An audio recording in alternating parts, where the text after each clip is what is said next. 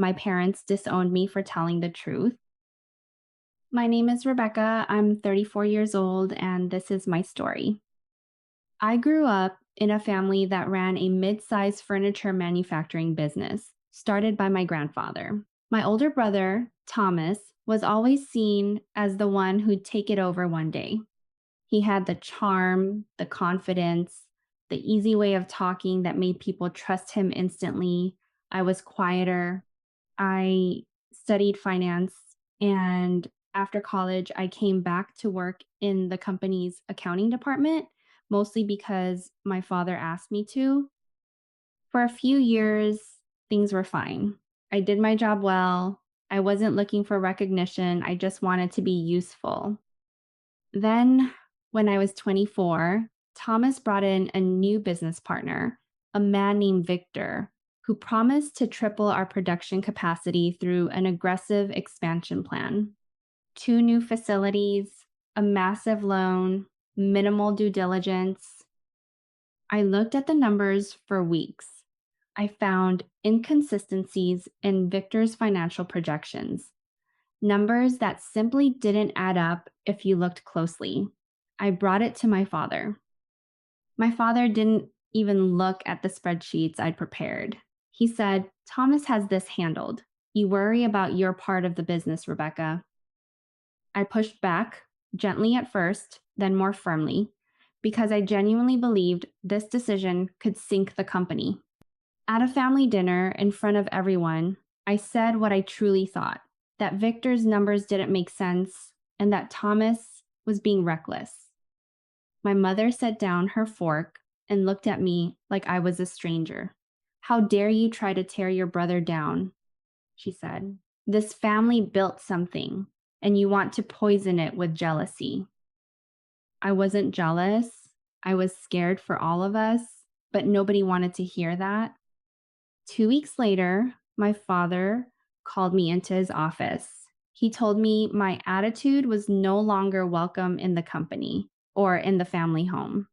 He said if I couldn't support my brother, I couldn't be part of what we were building. I asked him if he was serious. He said, "You've made your choice." I hadn't made any choice. I had shown him numbers. But in that family, loyalty mattered more than facts, and I had chosen facts. Within a month, I was removed from every family group chat. My mother stopped answering my calls. At my cousin's wedding that year, I found out I hadn't even been invited. They told people I wasn't part of the family anymore. I saw the photos online afterward, every single one, and I wasn't in a single frame.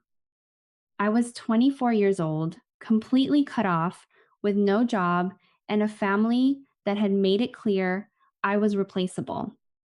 So I started over. I moved to a different city, took an entry level accounting job, and slowly, carefully rebuilt my life from nothing. I won't pretend those first 2 years weren't hard. There were nights I cried myself to sleep, wondering if I'd said something wrong, if maybe I should have just stayed quiet and let Thomas make his mistakes in peace. But I also kept thinking about those numbers. I knew what I'd seen. Over the next several years, I built my career independently. I got certified as a financial analyst. I worked hard, saved carefully, and eventually started my own small consulting firm, helping small businesses avoid exactly the kind of financial mistakes I tried to warn my family about. It wasn't glamorous, but it was mine, built without anyone's permission and without anyone's name attached to it but my own. For years, I heard almost nothing from my family. Occasionally, a cousin would mention that the company was doing well, expanding further, that Thomas was being celebrated as a visionary. I told myself it didn't matter anymore. I had built a life that had nothing to do with their approval.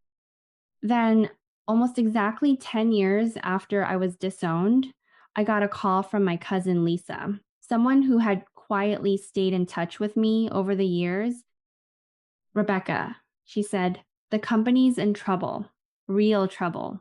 Victor disappeared with a large portion of the expansion funds. The banks are calling in loans. Your parents, they might lose the house. I sat there for a long moment, not saying anything. 10 years of silence, and now this. Part of me, I won't lie, felt a flicker of something almost like vindication. I had told them, I had shown them the numbers, but mostly underneath that, I just felt sad. Sad for the version of my family I used to believe in. 2 days later, my mother called me for the first time in a decade. Her voice sounded smaller than I remembered. Rebecca, she said, I know we don't. I know things haven't been right between us, but we don't know what to do. The bank wants everything reviewed by Monday, and nobody here understands the finances like you did. 10 years of silence, and the first real conversation was about finances, not about me. I could have said no.